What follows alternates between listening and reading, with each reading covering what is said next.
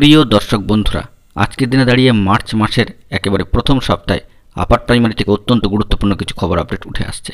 ৮,০০০-এর বেশি প্রার্থী এই মুহূর্তে দাঁড়িয়ে কিন্তু মার্চ মাসের শুরুতেই জয়েনিং চাইছেন। এইমাত্র ব্রেকিং আপডেট উঠে আসছে। অবশ্যই গুরুত্বপূর্ণ খবর থাকছে এই ভিডিওর মধ্যে, তাই খবরটিকে জানার জন্য অবশ্যই গুরুত্বপূর্ণ ভিডিওটিকে সম্পূর্ণ শেষ পর্যন্ত শুনে বোঝার চেষ্টা করবেন ও ভিডিওটিকে শেষ পর্যন্ত দেখে নেবেন।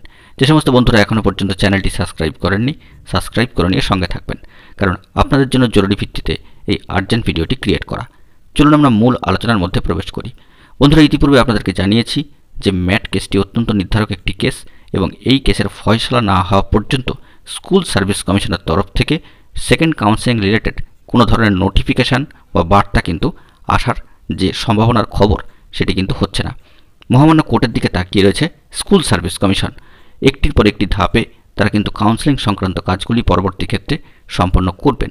তবে যেহেতু মামলাটি মহামান্য কলকাতা হাইকোর্টের সম্পূর্ণ অবজারভেশনে রয়েছে, তাই সেখান থেকে কোনো অর্ডার, নির্দেশ বা বার্তা যদি চলে আসে, অবশ্যই তারা কিন্তু পর্যায়ক্রমিকভাবে এই কাজ শুরু করে দেবেন। কিন্তু ৮,০০০-এর বেশি প্রার্থী যাদের ইতিমধ্যেই কাউন্সেলিং সম্পন্ন হয়ে গিয়েছে এবং স্কুল তারা বাছাই ইতিমধ্যে করে ফেলেছেন, তারা কিন্তু ঘরে বসে রয়েছেন। কিন্তু যে সমস্ত প্রার্থীরা কাউন্সেলিং সম্পন্ন করে ঘরে বসে রয়েছেন, তাদের সার্থকতা তো শুধুমাত্র ঘরে বসে থাকার মধ্যেই নয়, তারা চাইছেন স্কুল জয়েন করতে। যোগ্য হয়েও সেই সমস্ত প্রার্থীরা এখনও পর্যন্ত বঞ্চিত। তবে এই বিষয়ে পশ্চিমবঙ্গ আপার প্রাইমারি চাকরি প্রার্থী মঞ্চ ইতিমধ্যেই এই সমস্ত বিষয়গুলিকে কেন্দ্র করে বিশেষ কিছু উদ্যোগ কিন্তু নিয়ে রেখেছেন। যে বিষয়টি এখানে বলবার, যে ৬ তারিখে হিয়ারিংয়ের পূর্বেই পশ্চিমবঙ্গ আপার প্রাইমারি চাকরি প্রার্থী মঞ্চের বিশেষ সদস্যের বিশেষ প্রতিনিধি দল তারা কিন্তু কমিশনে গিয়ে চেয়ারম্যান সাহেবের সাথে সাক্ষাৎ করেছেন। সেই সাক্ষাৎ পর্বে একাধিক জরুরি তথ্য উঠে এসেছে।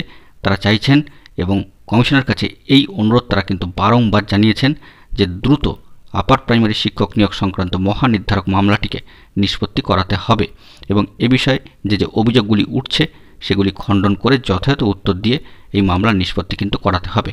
সেই দিক থেকে দাঁড়িয়ে রাজ্য এবং কমিশনের তরফ থেকে সিনিয়র অ্যাডভোকেট মহাশয়দের উপস্থিতি একান্তই কিন্তু কাম্য, যাতে তারা উপস্থিত হন এবং এই মামলাগুলির যাতে দ্রুত ফয়সলা হয় সে বিষয়ে কিন্তু তারা যথেষ্ট পরিমাণে যতদূর পর্যন্ত যাওয়া যায় সে বিষয়ে তারা কিন্তু অনুরোধ জানিয়েছেন এবং কমিশনের সম্মানীয় চেয়ারম্যান সাহেবের তরফ থেকেও এই বিষয়ে কিন্তু আশ্বাস বার্তা উঠে এসেছে।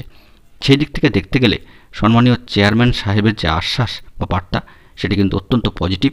তিনিও চেয়েছেন, যা পশ্চিমবঙ্গ আপার প্রাইমারি চাকরি প্রার্থী মঞ্চের বিশেষ প্রতিনিধি দলের সদস্যদের তরফ থেকে বার্তা উঠে এসেছিল যে চেয়ারম্যান সাহেব কিন্তু নিজের সশরীরে উপস্থিত থাকতে চাইছেন কোর্টরুমে, যদি সম্মানীয় বিচারকদের অনুমতি থাকে, এবং যাবতীয় যে সমস্ত বিভেদ, দ্বন্দ্ব বা যে সমস্ত অভিযোগ কিংবা অ্যালিগেশনের জায়গাগুলি উঠছে সেগুলি কিন্তু খণ্ডনের ক্ষেত্রে তিনি অ্যাসিস্ট করবেন সম্মানীয় অ্যাডভোকেটদের পাশে থেকে।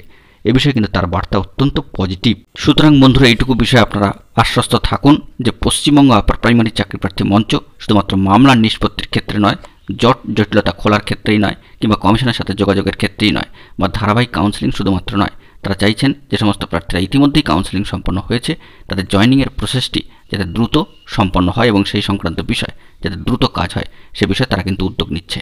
বন্ধুরা, অবশ্যই পশ্চিমবঙ্গ আপার প্রাইমারি চাকরি প্রার্থী মঞ্চের যে সমস্ত লড়াকু যোদ্ধা এই কাজে অগ্রগণী ভূমিকা পালন করছেন তাদেরকে কৃতজ্ঞতা কিন্তু জানাতেই হচ্ছে। বন্ধুরা, এই বিষয়ে আমরা আরও তথ্য সংগ্রহ করার চেষ্টা করছি। এই রিলেটেড যাবতীয় তথ্য উঠে এলে সবার আগে সবার প্রথমে আপনাদের মাঝখানে প্রোভাইড করব। বন্ধুরা, এখন এই পর্যন্ত গুরুত্বপূর্ণ আপডেটগুলি পাওয়ার জন্য চ্যানেলটিকে এখনই সাবস্ক্রাইব করে নিয়ে সঙ্গে থাকুন। ধন্যবাদ।